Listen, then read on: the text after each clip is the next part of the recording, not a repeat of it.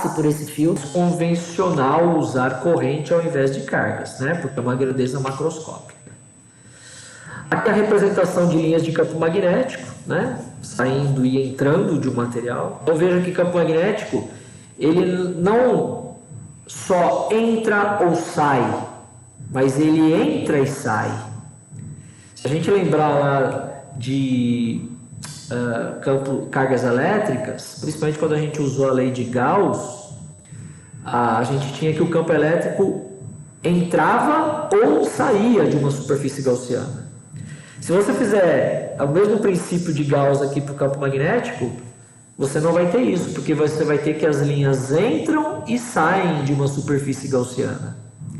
Seria mais ou menos assim, o fluxo magnético numa gaussiana seria zero, tá ok? Mesmo que o material magnético esteja dentro dessa superfície gaussiana, tá? Inclusive isso é uma ferramenta de cálculo que a gente vai ver no próximo capítulo.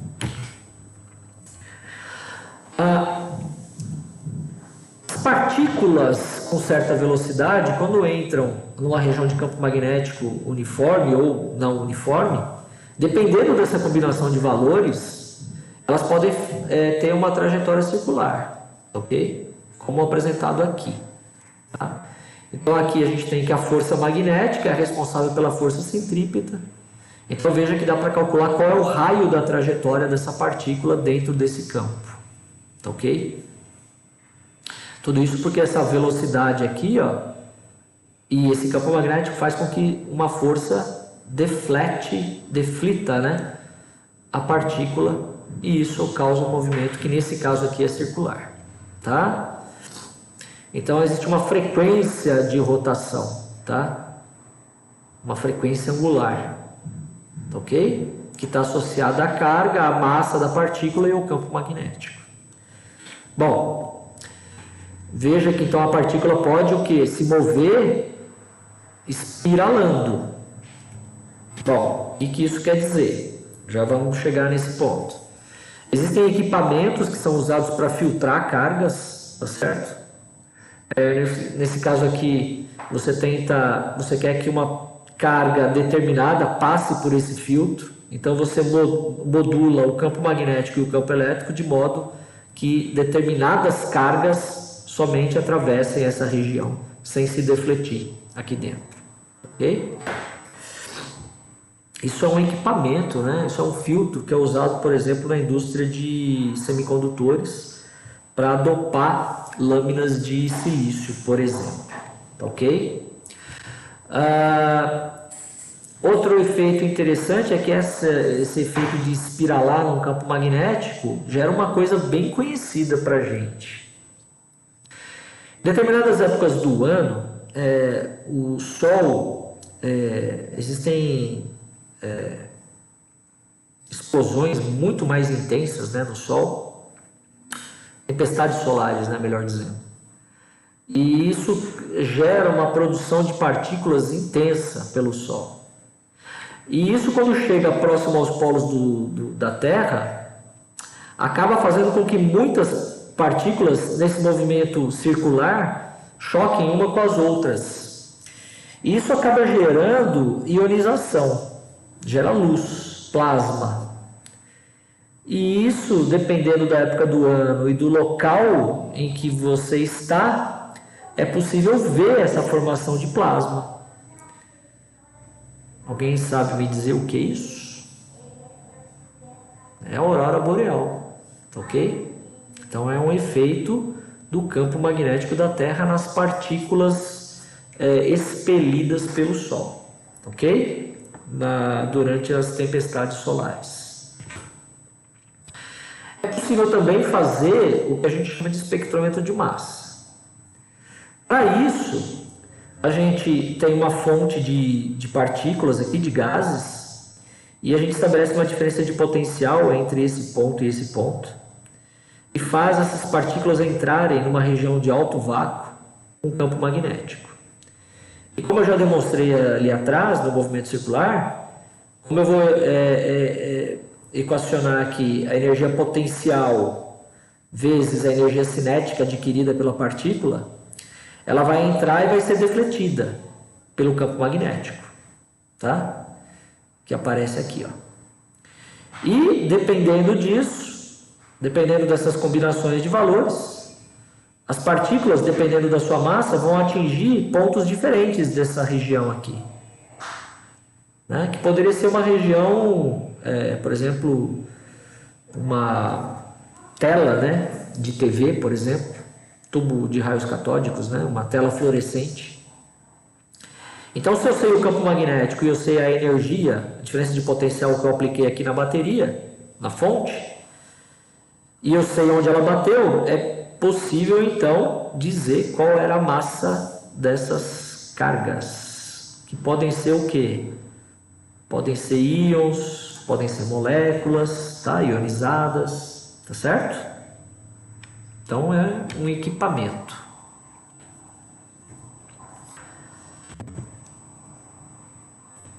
Fala, Valéria, o que você queria falar?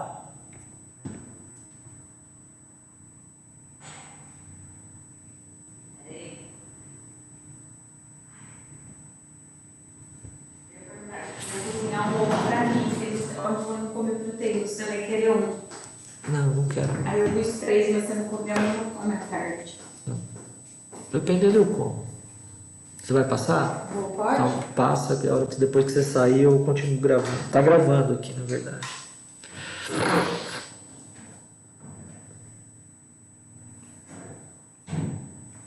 Nossa, frio.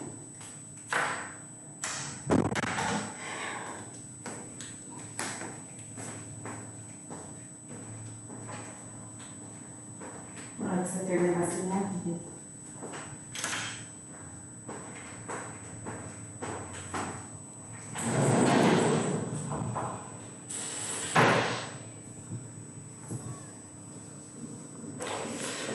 Outra aplicação importante de campo magnético sobre correntes elétricas é a da espira de corrente, ou torque em espira de corrente. Bom, para isso, nós vamos imaginar o seguinte, uma espira quadrada, tá? Então a gente tem uma corrente elétrica passando aqui em volta. Eu vou considerar inicialmente que eu só tenho uma espira, tá? Então a corrente está nesse sentido. Vamos colocar números, identificar os lados como números, ok? E a gente tem um campo magnético nesta direção. Esse aqui é o vetor normal à superfície, né? Ele é perpendicular ao plano da espira de corrente, ok? Bom, pensando assim, se eu pegar o lado 1 e 2, eu vou ter que, por exemplo, ali no lado 3, eu vou ter que corrente, campo magnético, força magnética para baixo. Ou você pode fazer assim também, ó. Corrente, campo da corrente para o campo magnético, força magnética para baixo. Aqui no fio 1, a gente vai ter, ó, corrente vindo para mim, né? Vindo para mim em sentido do campo magnético que está aqui, portanto, força para cima. Aqui nas laterais, então veja que eu tenho duas forças aqui, ó, uma F3 e uma F1, ok? F1 e F3. Este lado e este lado aqui, ó, veja, se eu estou indo da corrente para o campo magnético, eu vou gerar um campo magnético para lá. A mesma coisa aqui embaixo, está vindo daqui para cá, vai gerar uma força para cá. Então veja que F4 é para cá, F2 é para cá. Como a corrente é a mesma, e as dimensões também são, F4 se anula com F2. Então o que vai acontecer com essa espira? Ela vai tender a girar. Veja, ela vai fazer isso aqui, ó. É um torque, né? Que faz essa espira girar neste sentido horário. Pegando as definições, então, eu tenho que o torque, que nada mais é do que o produto vetorial de força pelo eixo, né, pela distância em relação ao centro, vai ser o quê? Olha, eu tenho duas forças, então eu vou ter duas vezes a F vezes A sobre 2, porque essa distância total aqui era A, então daqui até o centro, que é onde eu quero calcular o torque, é A sobre 2. E, portanto, como eu sei que corrente elétrica é IB,